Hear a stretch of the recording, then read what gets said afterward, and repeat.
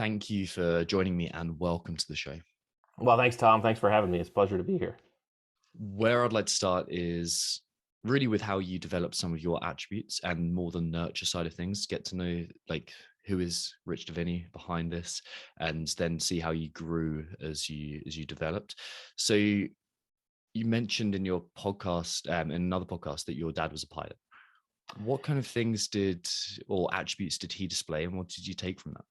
So my dad was a pilot, but he was a private pilot. He was a lawyer, actually. His profession was law, but his hobby was flying, and so he had a plane. He co-owned a plane with a partner of his. It was a single-engine Mooney, which is a pretty neat little 4-seater plane. And it's funny. I don't know. I'd have to. Looking back, I think my dad's primary attributes were that certainly it's the ones that I think I got, and certainly that helped all of us and in being raised by him, were his patience. He had a lot of patience. He always had an open mind. He still has an open mind. And I think those were probably the two most predominant ones that I could remember. Obviously he had a lot, but both my parents, my mom was also patient. My mom also had a very open mind. And so that type of optic allowed for us to experience a lot of different things, and do it openly. There was never judgment. There was never, this has to be a way, this has to do this. My dad and both my parents never forced us down any roads or lanes in terms of what we should be or shouldn't be. And so I think those were two primary ones that had a lot of influence on me and my siblings. Do you remember any examples of that kind of freedom of opportunity? Well, I would say that it's funny. I was just talking to someone yesterday, and he asked if there were any books, or what were some of what might have been some moments in your past that changed your trajectory. And I think, and the way I answered that is kind of the same way I'll answer this one, is that my mom and my dad, when we were younger, and I had to have been in the, gosh, I don't know, early preteen, stages, right? But my mom and dad were both they were avid readers, and they both introduced us, certainly my brother and I, to some books that talked about the power of the subconscious mind. And so my brother and I dove into that stuff, and we started learning about it. And then of course, subliminal, influence and subliminal messages and things like that. And again, like I said before, I don't sit here to purport the efficacy of any of that. I don't know scientifically. I don't know how that all works, or even if it does. But what I do know is that type of endeavor, the research that my brother and I embarked upon, certainly set us upon a course of being really clear about what we wanted, and understanding that and focusing on it and heading towards that. We became very focused on some of these more and comfortable with setting these audacious goals, which was back then was be Navy pilots, and then of course it morphed into becoming a Navy SEAL and things like that. But I think that type of openness that my parents displayed with us, and giving us books to read and promoting that type of behavior was certainly instrumental. It's almost like, I can't think of a better example than like wine tasting. When you first taste wine, it's like, okay, it will taste the same. And right. Then it happens with coffee, it happens with anything. Like the more you taste it, the more you see the variety and the nuance and the subtleties in it. And when you're primed with something like the power of the subconscious mind in your youth, then you have that kind of that radio frequency dialed in. And it's like, okay, now I can receive those bits of information that I wouldn't received otherwise. Which is interesting, by the way, because I think any parents who are listening, I think that's our responsibility. That's our primary responsibility as parents. Our primary responsibility as parents is to throw as many things in front of our kids' windshield as possible, so they can just experience it and not do it with judgment, not do it with any expectation. Just do it so that they get, we're in such developmental, our brains are so plastic from ages of birth till 22. So the more things we can throw in front of our kids in terms of experiences and ideas and concepts, and allow them and teach them to ask questions about it and be skeptical in a good way. That's, I think, a key to development, something I try to do. I think my parents did with me, and I try to do with my kids. So Yeah, and especially challenging scenarios as well. Like yeah, variety is fine, but if it doesn't challenge you, then like you're missing out on a plethora of experience. that's true. Yeah. What were you like prior to the military? I mean, I'm not sure the military changed me much. I mean, I think I think I would offer, I would hypothesize that the military probably doesn't change too many people as much as it teaches people more about themselves. Uh, I will concede that if some people say no, it changed me, and that's fine. But certainly for me, and I think a lot of people I know, that type of experience helps teach me about myself. Again, in the book, I talk about hidden, dormant attributes. These attributes that we don't know we have because we've never been placed into experiences that test and tease those things out.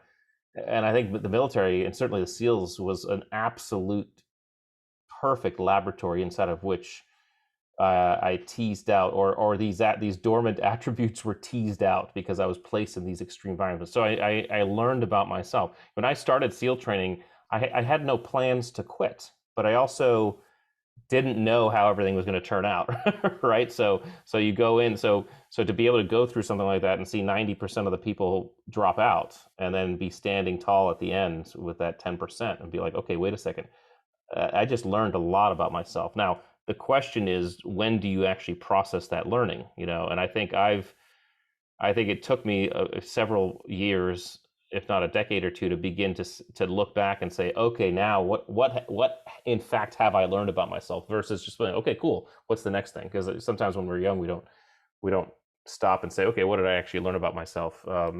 But so the military taught me things about myself that I didn't know, and therefore caused me. And I think, and if I'm not gonna dodge your question, if I were to say changed me, it allowed me to experience what I would define as true confidence. And the way I would define true confidence is the ability to understand and know that regardless of how the environment and situation goes around you, whether it be upgrading or degrading, I know I'll perform through it.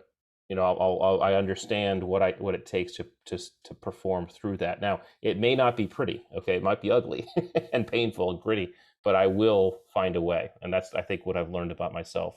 And now that I've stepped into, well, certainly combat when I was in the SEALs, and of course leaving the SEAL teams and stepping into writing a book, being an author, building a business, that's how I approach life, which I account to my experience in the military for having illuminated that in myself.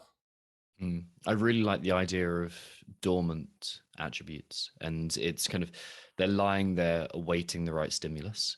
Yeah. And should those stimuli appear, you have the capacity to realize that potential that's there already. And that's the kind of, it's not a nature or nurture, it's a nature and nurture. And it's almost like the Big Five personality test. You sit within this band or this bracket of expression that you can possibly access. Yeah. And this can push you either way. Do you remember any times where you notice these dormant attributes revealing themselves? Well, again, a lot of this is done by past introspection and interrogation, right? I look back at what I did versus in the moment, and I think again, I just SEAL training allowed me to understand about myself that I knew how to make it through very, very complex and tough challenges, physically and mentally. I had what it took, and I think to be able to do that, and then of course do it on hyperdrive as you go through your career, because SEAL training is not. I mean, SEAL training is easy compared to some of the stuff you'll experience in the actual SEAL teams, especially when you go into combat. But to be able to continue to do that throughout my career taught me a lot about my abilities. So I think that's the best. I hate to. It seems like I'm a little waffly on this, but I'm not sure if there was a definitive moment where I said, "Oh, okay, I got it." I think it took even me writing this book to explore attributes. I mean, I was writing the book and really thinking about my own performance as I wrote about these attributes to better understand and better articulate how these things show up. So that was even writing the book was a introspective process to some extent. Yeah, you write so you can think clearly. Yeah, like Yeah. it's not only that, but like that's one of the benefits of writing a book. It's like, okay, I can condense or Yeah. solidify the arguments behind this. Yeah. And I want to just hop back to something you said about dormant attributes, because I think it's important for people to understand dormant attributes. We all have dormant attributes, but the key to unlocking those dormant attributes is to insert yourself into challenge, stress, and uncertainty, because that's where they're going to show up. They're dormant for a reason. They're dormant because regular everyday life is not necessarily bringing them to the fore. So we need to look at challenge and stress differently. We need to, and this is exactly what you do if you are someone who is innovative or tries new things.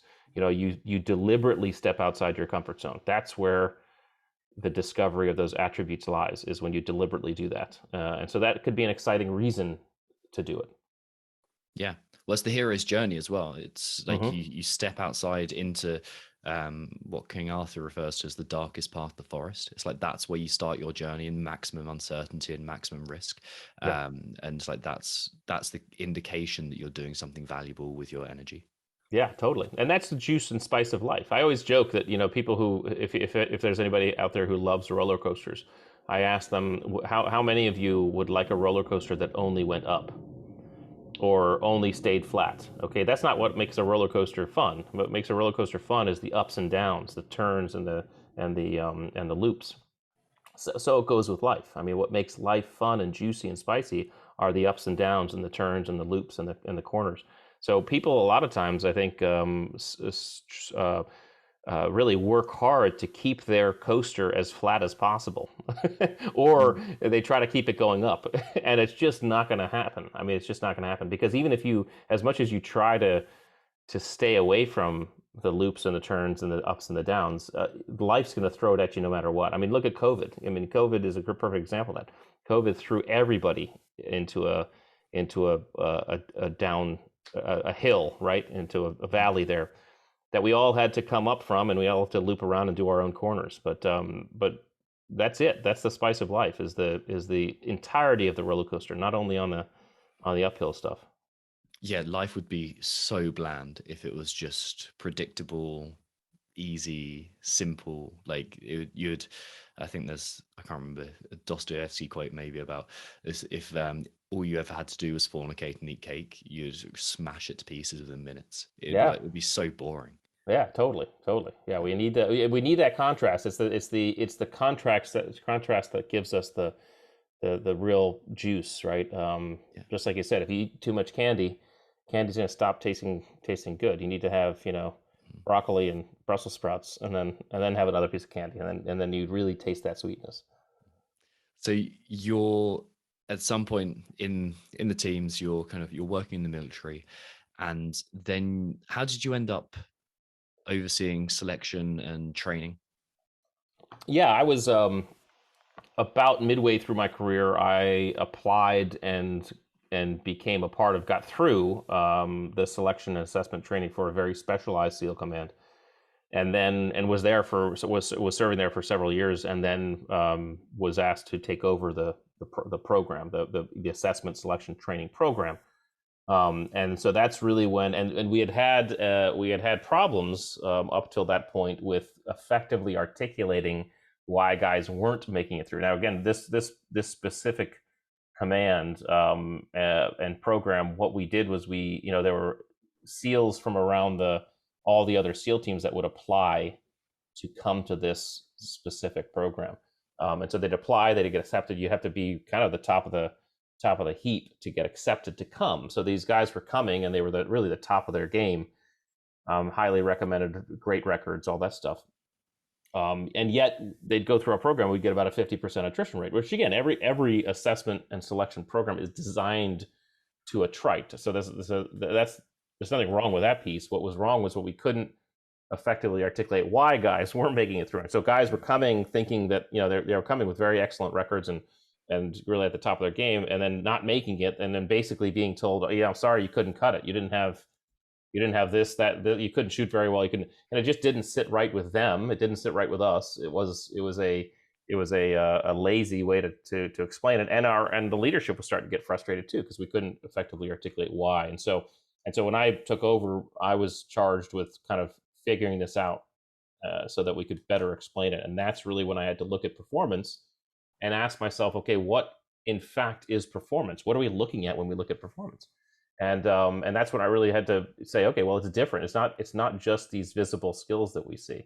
And part of my calculus was looking back at my own basic SEAL training in BUDS, which is basic SEAL training, basic underwater demolition / SEAL training. That's the 9-month course that guys go through, or 6-month, I guess, course that guys go through, and has Hell Week and all that stuff. And there's a 90% attrition. But you spend hundreds of hours, as I did, hundreds of hours running around with heavy boats on your head, and hundreds of hours exercising with 300-pound telephone poles and running around with those things and freezing in the surf zone. And at the time I looked back and I said, okay, I've done hundreds of combat missions in Iraq and Afghanistan. I've done thousands of training evolutions. Never on one did I ever carry a boat on my head or a 300-pound telephone pole on my shoulder, right? So what that told me is what they were doing to us in SEAL training wasn't training us in the skills to be Navy SEALs. They were putting us into situations, into environments to tease out these other things, these hidden drivers, these attributes, to see if we had what it took. And so that at that point I said, okay, we have to separate skills and attributes. These are different things. And that was the impetus of the work I did in the teams. And then of course the work I did out of the teams with the book. Something I'm interested in is whether you had a sense of who would be successful in those processes beforehand, and whether it's just articulating that. And the reason I ask is because I remember on kind of the pre-selection phase of the Royal Marines, which I spent a few years in, I was looking around and there was 150 blokes there, and you could see, sure, physically, because you could tell who can do 8 pull-ups or whatever just by looking at people, but you could look around and say, oh, that's the type of person who I think is gonna really nail this. And then it goes down to like 50 on day one, and then 2 years later there's 8 of us there, including backtroopers. And it's like, okay, 6 out of these 8 I would have put money on them still being here. And then there's the 2 you're like, I would never have guessed that you would have been there. And it's a real surprise, but they obviously had the attributes, or at least the physical capacity. There's something within them. So articulating exactly what they are and defining what would lead to success there is like a difficult thing to do, but we have a sense of it. Yeah, I think some people do. Although in anything Navy SEAL related, I would reverse those numbers. I would say in Navy SEAL training, you can probably predict 2 out of 8 accurately, and probably even less. But if we take those numbers, you can say, okay, I think out of these 8 people, maybe 2 will be standing at the end. It's that difficult because you're talking about things that have very little to do with physicality. They have to do with the way we think, the way we process the world, the way you operate in stress and challenge, the way you behave. And so we did a lot of work, and I know I was very adamant about not trying to pre-select the process. The process is the process, because the process is environmental. And there's been a lot of work, and still has been a lot of work, to try to better predict who will make it through the process, whether it be basic SEAL training or the stuff I was running. And I was always like, well, why are we doing that? There's no way to, if you do that, you're probably not going to get it right. And B, worst case, you're going to deselect someone for the wrong reasons that could have actually made it through. So just do your best to see if they can, if we think they should start the training, and then put them through the experience, because the experience is the process. The process is the selection. And so now, that said, like you kind of mentioned, there were a couple of dudes who I had in my cadre, just awesome SEALs, and they seemed to have a little bit of a sixth sense about this stuff, right? And it was uncanny sometimes to see them. We'd have part of the initial selection of, hey, can you come here, would be an interview, and we'd sit in an interview and we'd go through this interview with a guy, and I'd be like, "Man, this guy's great," and I'd look over at my buddy, and he'd be like, "That guy's never going to make it through," right?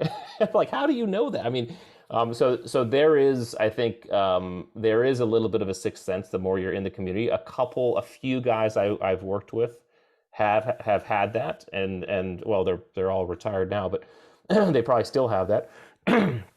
But that's a rarity, and you have to be careful about giving permission for someone to make that type of assessment. Someone has to be very trusted, and you have to say, okay, this guy, he knows what he's talking about. And even that guy would admit, those guys I'm talking about with that sixth sense would be like, okay, well, listen, I don't think he's good, but let's just see how he does. 9 times out of 10, they'd be right, but even they would gauge themselves on the actual process. They wouldn't try to pre-predict it. So you just have to be careful. When it comes to attributes are very hard to see unless you've already put someone in stress and challenge. Okay, so standing around before something happens is often not the best place. You have to see them in challenge. That's when they're the most visible. And that's why interviews and this type of pre-prediction gets a little bit sketchy.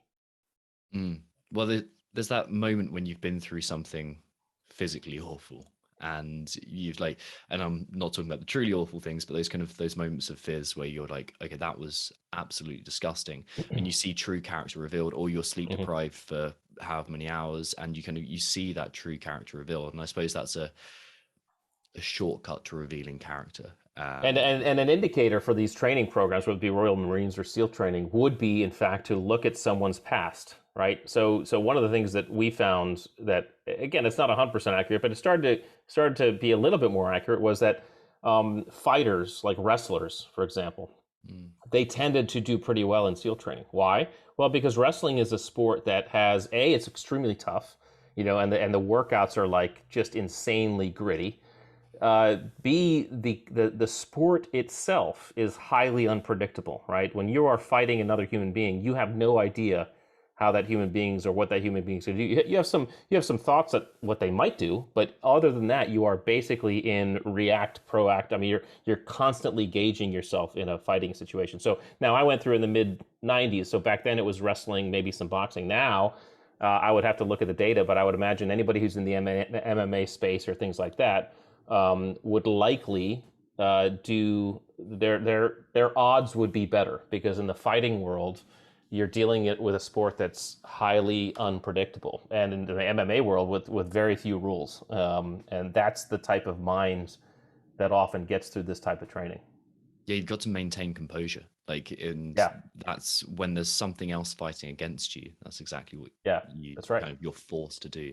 Yeah, there's the guy who is currently the best CrossFit athlete in the world, Justin Medeiros. He has a background in wrestling, and everyone points to that. It's like, okay, you can see that tenacity. You can see not only the tenacity, but the composure in the moment, and that kind of when everyone else has their proper pain face on, you can see the kind of the focus and the intentionality in his actions. It's the ability to operate in chaos. Lovely. So I think it's probably useful to define, as we haven't done so, what is an attribute and how does it differ from a skill? Oh yeah, we haven't done that yet. Okay, let's do it. All right, skills and attributes. Skills are not inherent to our nature. So in other words, none of us are born with the ability to ride a bike or throw a ball or shoot a gun. We can be trained to do those things. We can be taught to do those things. All right. Skills also direct our behavior in known and specific environments. So they tell us how and when to ride a bike, how and when to drive a car, how and when to shoot a gun. And then finally, because skills are visible and kind of didactic that way, they're very easy to measure and assess and test. You can see how well anybody does any one of those things. Now, what skills don't tell us is how we're going to show up in uncertainty, challenge, and stress, because in an unknown environment, it's very difficult, if not impossible, to apply a known skill. This is where we lean on our attributes. Attributes, on the other hand, are inherent to our nature. Okay, we're all born with levels of patience and situational awareness and adaptability. Now, we could certainly develop them over time and experience, but you can see levels of this stuff in small children. So there is a nature component to attributes. Attributes don't direct behavior, they inform behavior, right? So So for example, my son's levels of resilience and perseverance informed the way he showed up when he was learning the skill of riding a bike, and he was falling off a dozen times doing so, right? So they inform our behavior. And then because they're hidden in the background and difficult to see, they're very hard to assess and measure and test, right? You can't sit across the table in an interview process and assess someone's levels of patience or adaptability or resilience. So it's times of it's stress, challenge, and certainty that actually begin to bring these things to the fore. When you create environments where skills cannot be applied is when we start to see attributes really show up. And so attributes are an enormous part of how we perform and behave every single day, whether it's in everyday life or in challenge, uncertainty, and stress. So they're running our operating system all the time. We just see them at their most raw when those skills can be applied when it's challenging and stressful. So that's the idea. And so if you want to understand your performance at a whole deeper level, you need to start to understand attributes and which ones you have more of and which ones you have less of. And so just for the audience, again, their sake, I write about 25 attributes. All of us have all of the attributes. The difference in each one of us are the levels to which we have each, right? So we'll take adaptability. If 10 is high and 1 is low, I would probably come in at around a level 8 on adaptability. That means when the environment changes around me outside of my control, it's fairly easy for me to go with the flow and roll with it. I'm fairly adaptable. I'm kind of in that range. Someone else might be a level 3, which means the same thing happens to them. It's difficult for them. They're still adaptable. It's just hard, right? So we all have different levels of each attribute, and that begins, once we understand those levels, it begins to inform us as to why we have friction points in certain aspects of life, right? If you are low on adaptability, you understand it's like, okay, now I know why when things change around me and I can't control it, why I get so tense and it's so hard for me, okay? That begins to inform our behavior. And then, of course, when you start to work with teams and other people, understanding how our attributes and skills, but attributes mesh together, starts to inform us on how our team actually performs in uncertainty, challenge, and stress, and actually works together and dynamically as a team. Have you seen a correlation between the attributes and something, for example, like the Big Five personality test? Because it strikes me as someone who's highly open to new experience would probably score pretty well on adaptability. Someone who's highly neurotic would probably score kind of lower on adaptability. Is there any kind of correlation? Is there any background data on that? I found a correlation. I looked at the Big Five when I was writing, and I found a correlation. The reason why I wanted to stay away from personality is because I wanted to really get down to elemental behavior. I think personality is a collection of a lot of different things. It's a collection of attributes, of course, a collection of values, beliefs, experiences, things like that, emotions. So personality, and you can, one of the ways we can kind of say this is personalities start to emerge as a human gets a little bit older, right?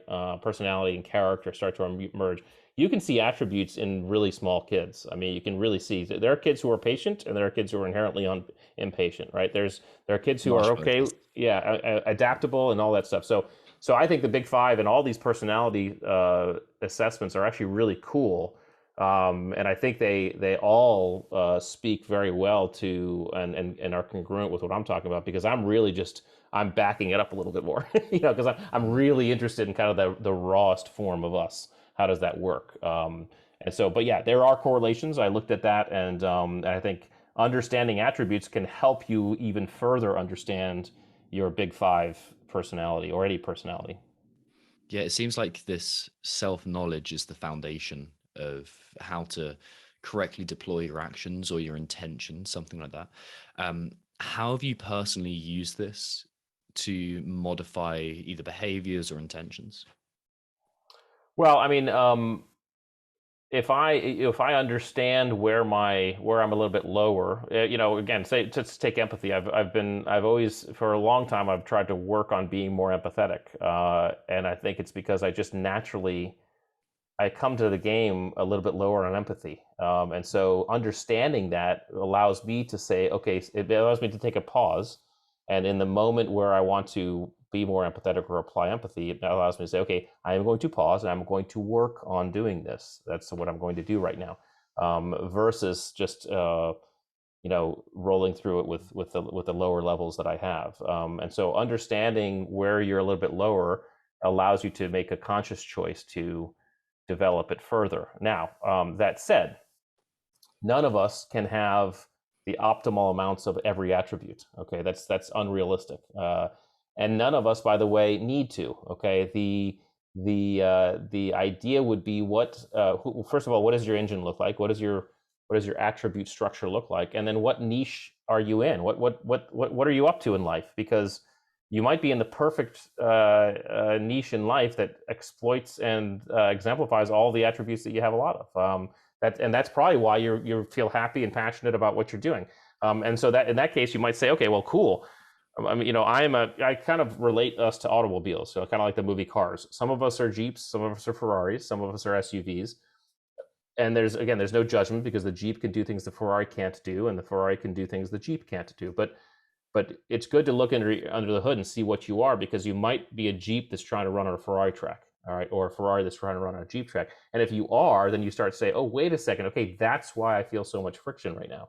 That's why things aren't clicking. I am a Jeep, I need to get to a Jeep track, or a Ferrari, get to a Ferrari track. Or you say, actually, I'm a Jeep and I'm on a Ferrari track, but I want to be on a Ferrari track. So now I know exactly what are those things that I need to work on to do better as a Jeep on a Ferrari track. Okay, so you have to look at your attributes in the sense of you don't have to maximize all of them. You don't have to have all of them. What does your specific niche in life require? Because again, having too much of an attribute might in fact be detrimental. I always joke that the stand-up comic doesn't need a lot of empathy, because if you have too much empathy, how are you going to find funny at a funeral, right? I mean, stand-up comic actually needs to have a moderate sense of empathy, at least contextually, so that he or she can find funniness in experiences that maybe some other people would never be able to.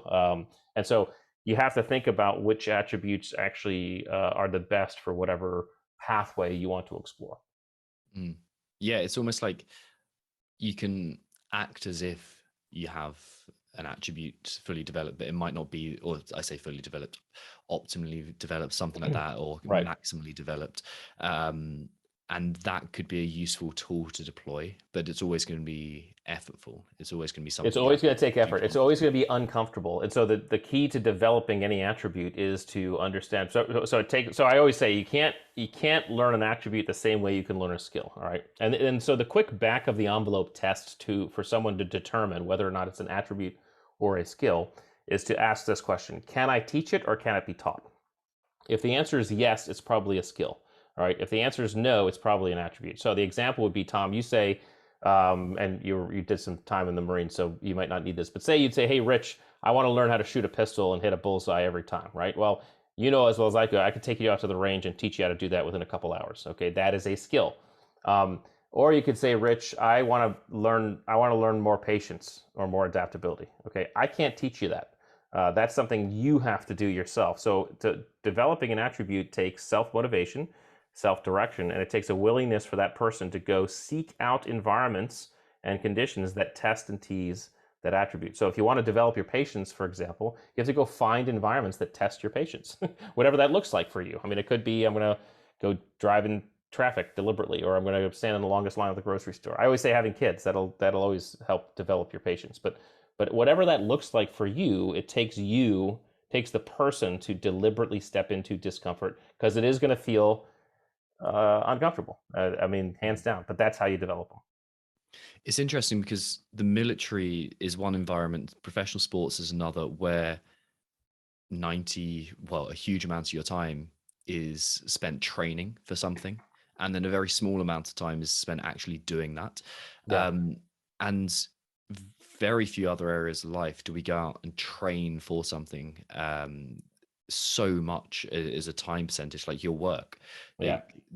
95% is probably doing, and you very, very rarely get a weekend away to go on some sort of development strategy. Right. But if you can get out and, okay, I'm going to train my patience today, I'm going to train my adaptability, something like that, or build this into a training session. There's options all around, I'm guessing.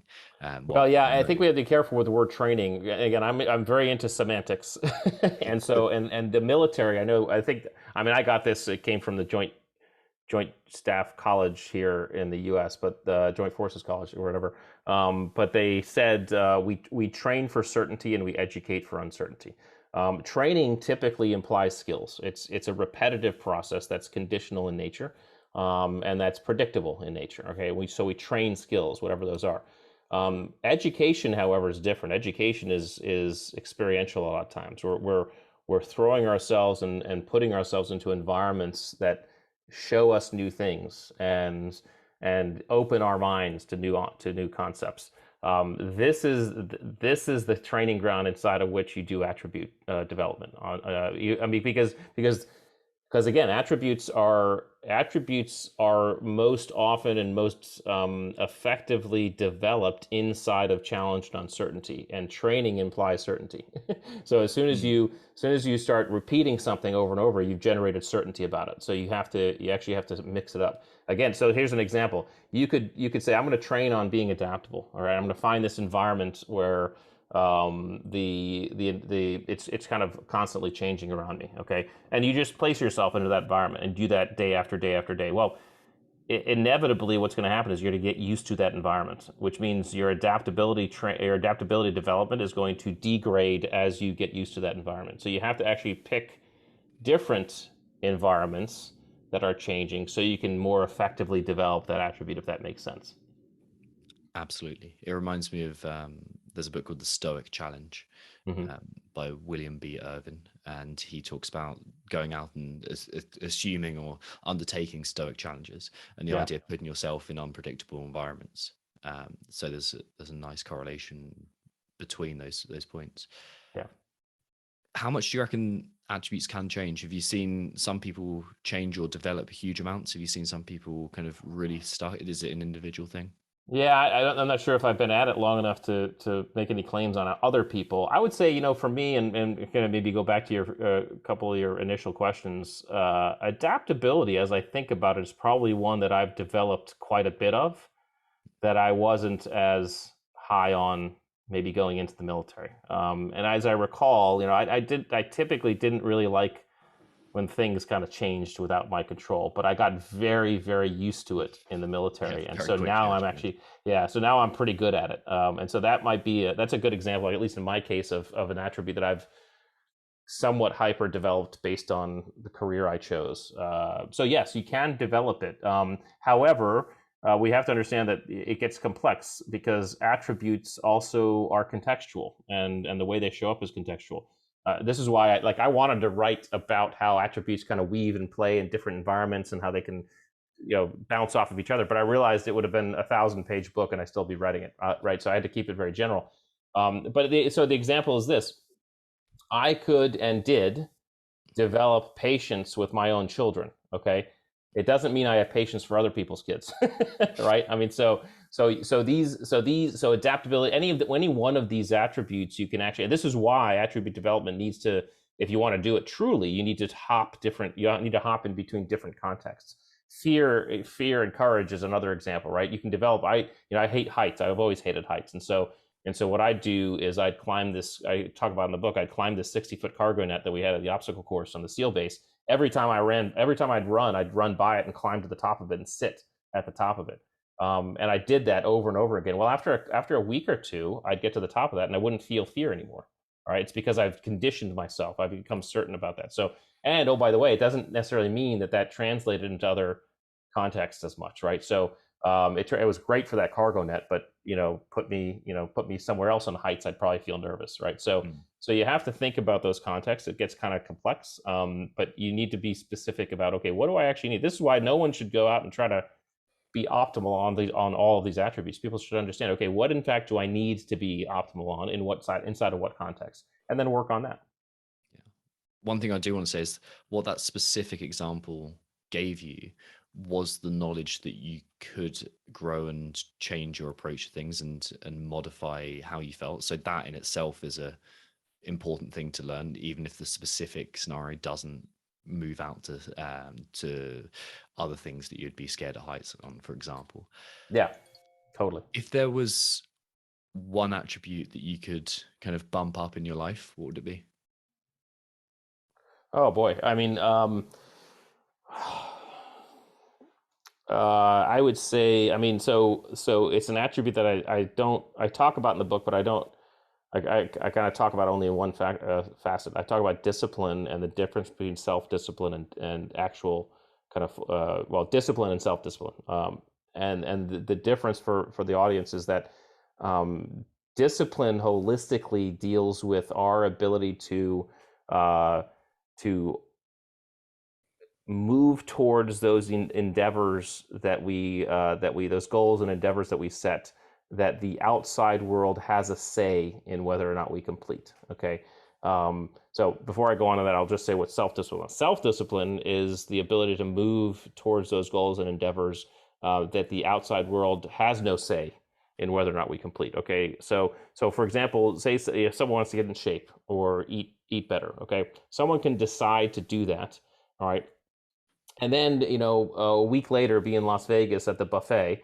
Okay, the buffet is not going to throw pastries at that person. It's all up to that person as to whether or not they achieve that goal. That is self-discipline.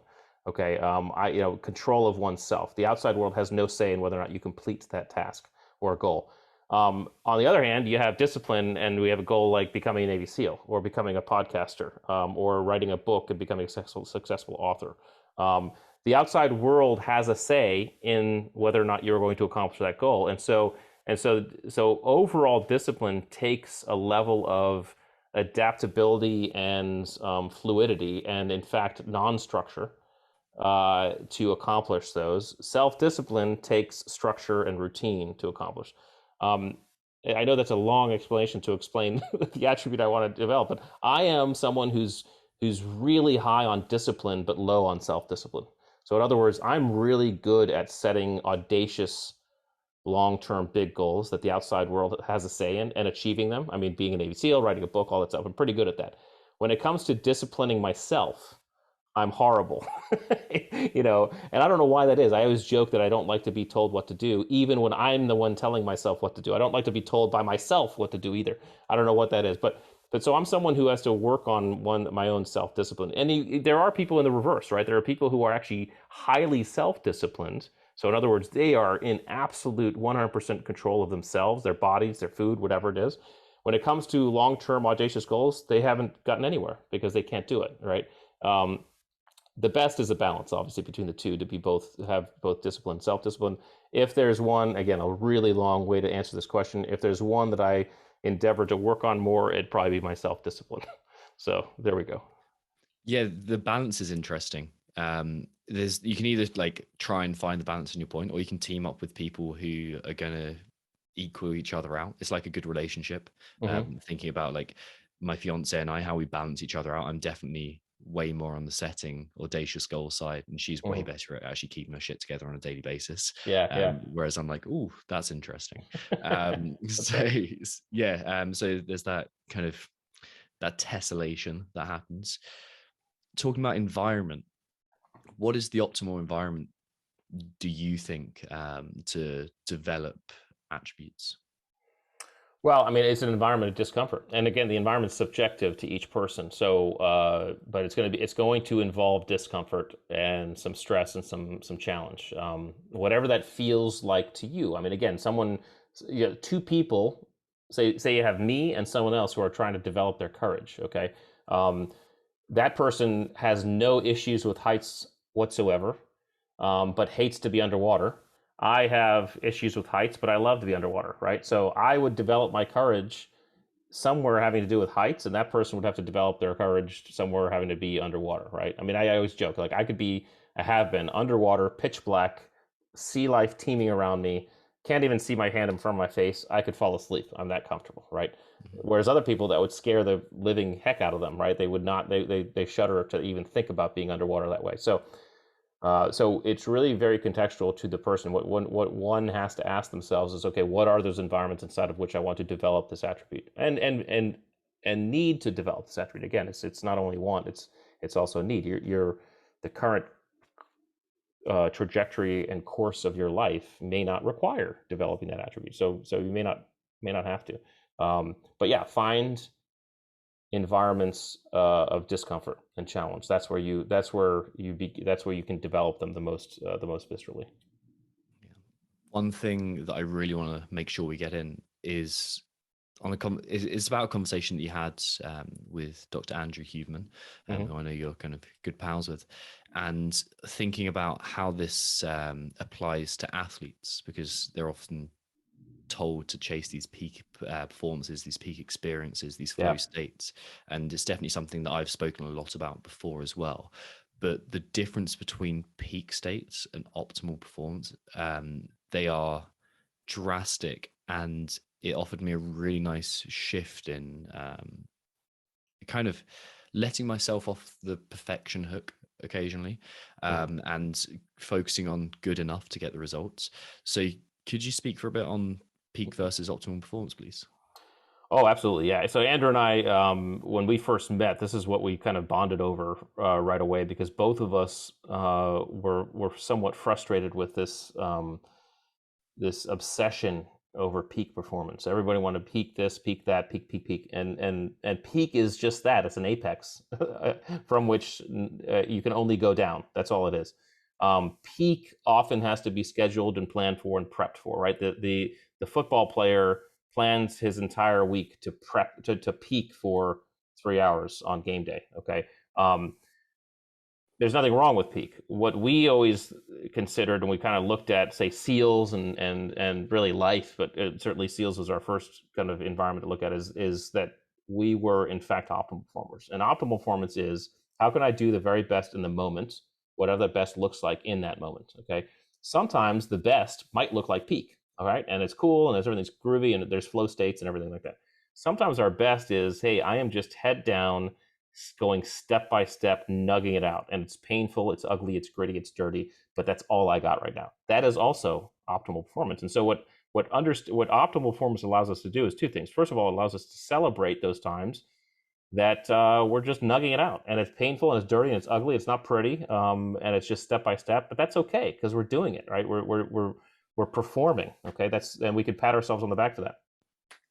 So it allows us to reward ourselves there, but it also allows us to understand energy modulation better. Like, how can I modulate my energy? Because I don't need to be peak all the time. I don't need to be peak when I'm driving to the grocery store. And so optimal allows me to kind of modulate energy in a way and a fashion that I'm giving and producing exactly what I need in the moment, no more nor less. And so if that means I need to be peaking, I can peak on demand. If that means it means I need to be recovering, I can be recovering so that I may be able to peak on demand. That sets us up for a long game, a game where we don't know what's going to happen, which is obviously life. But one of the examples I'll give is, so often on the way into a mission, and I was talking, I was even on the big ones, like I talked to a couple of my buddies who were on the Bin Laden raid. Okay, on the helicopter ride in, guys are sleeping. All right, you think the movies and TV would purport that you're like a football team, like hoorah, yeah, you're all fired up and charged. That's a waste of energy, and so we always would, on the way into missions, you just grab some time. Can I relax? Can I settle? Can I keep my energy in reserve? Because I don't need to be expending, because I don't know what's coming. I don't know how long I'm going to be out there. I don't know what's going to be coming at me. I need to make sure that I'm managing. So optimal allows us to look at energy in a highly different way. And allows us that modulation, which I think is critical for the long game. Yeah, absolutely. And it's just so much more, I think, healthy for developing that relationship with yourself as well. It's like, I gave good enough as opposed to I got the perfect outcome. Right. Is there anything that you've changed your mind on or adapted since you wrote the book? That's a great one. I was very careful to try to write the book in a way that could be interrogated and modified and debated if need be. Right? I tried, and you don't want to come across as like a limp noodle that is definitive about nothing. But I so far, I think I have not looked back at anything that I wanted to change in mass. I think, if anything, I've been able to elaborate more on things as I've talked about the book for the last year. And that's fine. Again, there's always revisions you can do. I guess you can elaborate on stuff. But again, I think I would say nothing that I wanted to change, nothing that I would change. I think I think the elaboration process has been fun to get even more deep on things. Yeah. Yeah, I bet you've got that kind of foundational structural knowledge where things start to connect between each other and you start to Yeah, see links that you wouldn't have seen without talking about it and having different inputs. that's right. A change of tack to kind of wrap things up. What books have you gifted most?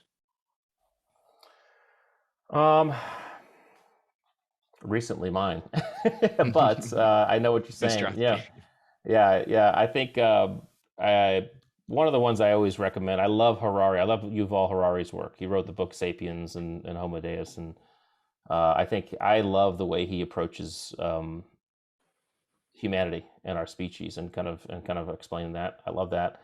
Um, I think I also like Nassim Taleb. Wrote *Anti-Fragile*, wrote *The Black Swan*, and a couple. He has another one I can't remember his most recent, but yeah, I like books that help people see things differently, from a different angle, from a different optic. I like books that help us articulate things that that haven't been necessarily articulated properly, which is probably why I tried to write the attributes that way. So yeah, those are some of the books that I recommend usually. So. Nice. And then what habits do you perform for your own mental health or performance on a frequent basis? Yeah, that's my self-discipline, which I don't. No, there's not many, so that's why I need self-discipline. I would say, I mean, from mental health, it's all family. Like I hug my kids multiple times every day. I hug my wife multiple times every. I mean, I'm home now, whereas I wasn't for 20 plus years. I was gone for so long. So I enjoy working from home. I enjoy being here. I enjoy being a really integral part of my kids' lives and my whole family's life. I have a lot of family who lives around in the area, so. That is probably the one thing I do consistently, and that I actually need. Even when I travel, I feel it when I don't get it. So, but yeah, that family bonding is an absolute for me. So Yeah, it sounds like gratitude's a huge part of that as well. Then oh yeah, absolutely. I mean, gratitude, yeah, and that's I would recommend to anybody, because again, the fastest way out of depression is to think about what you're grateful for, and really feel it, because you actually generate a whole host of awesome neurobiology, neurotransmitters and hormones through that active feeling of gratitude. So a great question people can ask themselves if they are feeling a little bit off or down is, okay, what am I grateful for? And really take some time and think about it, because you will guarantee feel better, about yourself and about your day. Beautiful. And then finally, where can people find you? Yes, the best place, the one-stop shop would probably be the website. So theattributes.com. There you can get the book, or at least get links to the book to buy it. You can take the assessment tool, which is free, to figure out where you stand on some of these attributes. There's my links to social media, LinkedIn, Instagram, Twitter, and Facebook. And then there's some blog posts and things like that, some media that people can check out. So theattributes.com is the best place. Yeah, the assessment tool was really good. I did it this morning, and Cool. I was like, yeah, that nailed it. It really nailed it. So it's cool to see. So, quick question: you did this morning. Was it the shorter version? Did it take a little? Did it didn't? Was it like 50 questions, or was it like 25 questions? Because I think we're just in the process of changing that. Yeah, I'd say it's probably about 25. It took about 5 minutes. Okay, perfect. Yeah. So we just changed it out. It was 50 questions per ad, so it took a while. But we've been able to now collect a bunch of data, and so now it's shorter. So if someone goes on there, it takes only about 5 minutes per section. So that's cool that you're able to take that. Well, thank you so much, Rich. I really do appreciate your time. Yeah, thank you, Tom. It's great to be here.